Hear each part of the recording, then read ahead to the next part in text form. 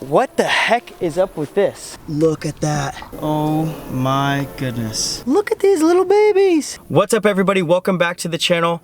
I am so sorry for not posting. I haven't been posting because there's a lot of stuff that's been going on, good and bad. There's a lot of crazy stuff that's going on in the world, as you guys know. But anyway, we are back and better than ever. Look at this beautiful weather. Now you can't really see it maybe on camera, but it's all cloudy. It's just finished raining down here in South Florida, and it may not be that good of a time to go to the beach, but it's a perfect time to look for snakes. So that's why we are out here in kind of the middle of nowhere area. If that'll focus, my hand looks like Jesus glowing over here. Let's step out of the car for a second. Now that we're out of the car, you can see that there's this canal that runs alongside this road. This canal here, as well as that farm field, are gonna have a lot of potential prey for snakes in this area. In this area, I have found native species of snakes and invasive species, including the Burmese python, which is why we are out here today. I've been spending some time out here recently looking for Burmese pythons, specifically hatchling Burmese pythons. In these farm fields behind me, there are Burmese pythons hatching every single day during these summer months, and I feel it is my job in helping my environment, helping my community to catch these guys on my free time. So what I'm doing right now is I am trying to cruise these roads behind me, and maybe we'll walk some trails back there looking for these snakes. It's so crazy. Just outside the city, you can find these 20-foot monster invasive snakes that are really ruining our ecosystem. If you guys have not read up about them, Burmese pythons have become a crazy invasive species down here in South Florida. They are taking over. There's more and more they're finding every year, but there are a team of people, including myself, trying to catch them all the time and protect our ecosystem as much as we can. So let's get back in the car and start cruising and see what we can find today. So with this rain and humidity that we have down here, it's getting the snakes to move. It's 85 degrees right now, and snakes being cold-blooded, that really gets them moving. If the weather is more cold, they don't really have the heat energy that they need to start moving around and looking for food. That's basically what they do, especially these little Burmese pythons. When those Burmese pythons hatch, they're about this big, and right when they come out, they're ready to eat frogs, they're ready to eat mice, anything they can fit in their mouth, they're gonna take it down. And that's the big problem, is they have literally taken over our ecosystem because they can eat so many different things, including alligators, otters, rabbits, coyotes, deer, literally anything. And it really sucks that they're born into this situation, but it just kind of is the oh my gosh, a snake right there. Guys, check this out. Oh my goodness, look at this here. Oh, he's taking off.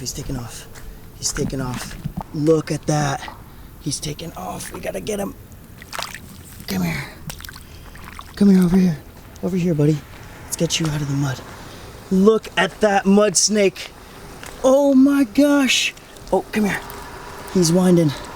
Let's get him back to the truck. Check this out, guys. Beautiful eastern mud snake. Not too common for us to find, but one of the most beautiful snakes here in South Florida. You can see why. This red coloration going down his belly. He's got some yellows up under his neck. Just one of the most unique snakes that we have down here. Such a cool find. He's got this tail. You can see he'll wrap it around me and try to stick it in like that. It has this weird point on it, if you can see. Crazy adaptation that they'll use to stick into predators that have got a hold of them, and hopefully they can stick it hard enough that it freaks them out, they let the snake go, and he slithers off. What's crazy is that those salamander sirens that I caught in the last video, well, this guy is what's going to be feeding on him. It's one of the only species that really feeds on those, and they do a pretty good job. If I were to open up his mouth, he has some pretty crazy teeth to be able to hold on to that slimy skin. But anyway, I don't want to keep this guy too long and stress him out. Let's let him go back on his way and see what else we can find today. Let's put him down in this marsh area here. And there he goes, disappears. Look at this, guys. Oh, there he goes. Big great white heron. He's gonna be walking these roads in search of food just as we're doing, looking for frogs, looking for snakes, looking for lizards, larger insects, rats. Since that heron is working those roads and trying to get some food, I'm gonna go off and try some different roads so that we're not in any competition. I can't believe that we just caught that mud snake. That was so crazy. I'm so glad I got to show you guys that. But check it out, we're here at this new spot. Let me stop so it's not as noisy. We're here at this new spot. It's a really cool spot. I think it'll be better than before just because there's more vegetation. It's a little more thick. It's a farm field on one side and vegetation on the other, as opposed to a farm field on both sides. So I'm cruising real slow, looking at the road still, trying to see if there's anything that's coming out. Guess we're just gonna have to keep cruising. It's all about the time you put in and luck. I could be cruising and a snake could come out just behind me and cross the road and I would have never seen it, because in this tall grass here, there is zero chance that you're finding any of these snakes unless you're walking and looking really carefully. And even still, it's really hard.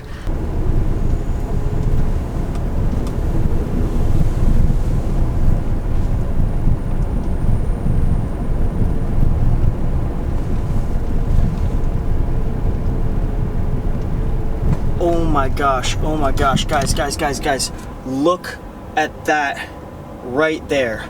Do you guys see that? Can you see that on the camera? Oh my goodness. What is that? Don't tell me that is what I think it is.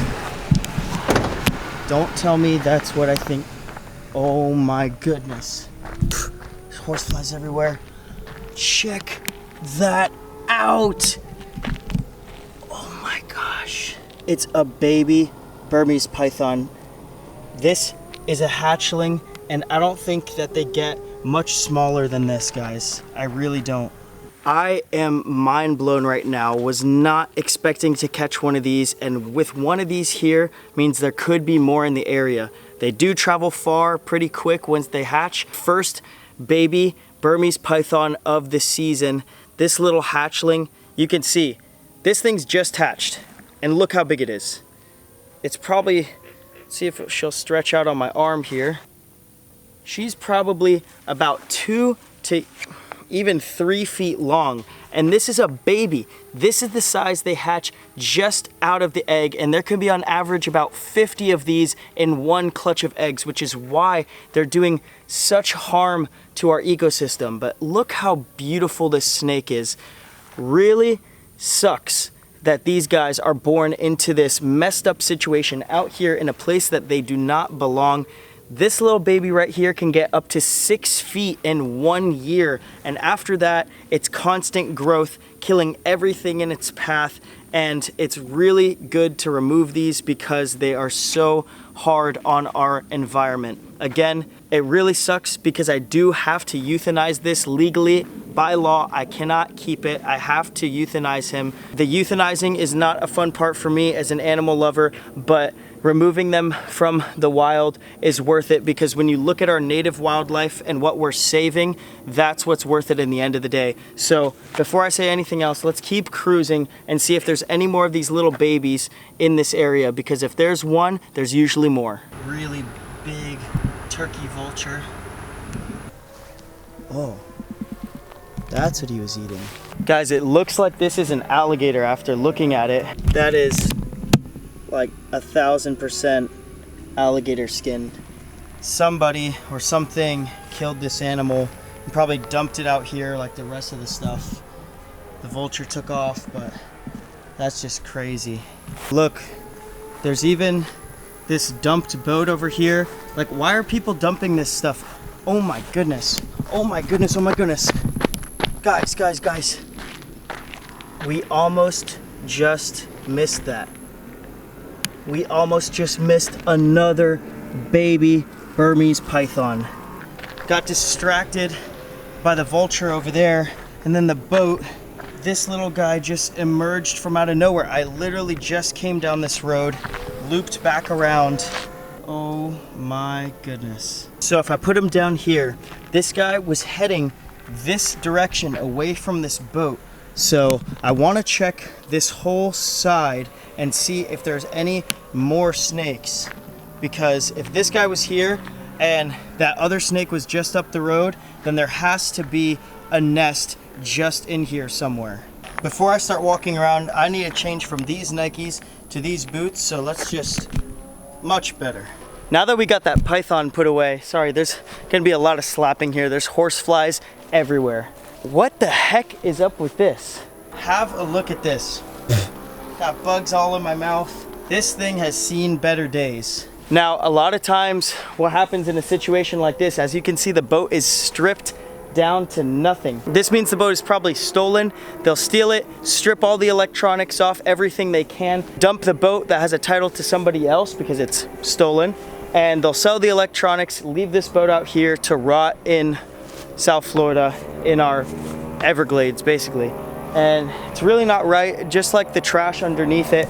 None of it's right, but let's keep looking in this area and see what we can find, because I think these pythons are going to be moving through this grass. There's definitely a nest back there somewhere. If we found two babies here, they're moving the same direction, which is odd, but oh, basilisk just swam across there.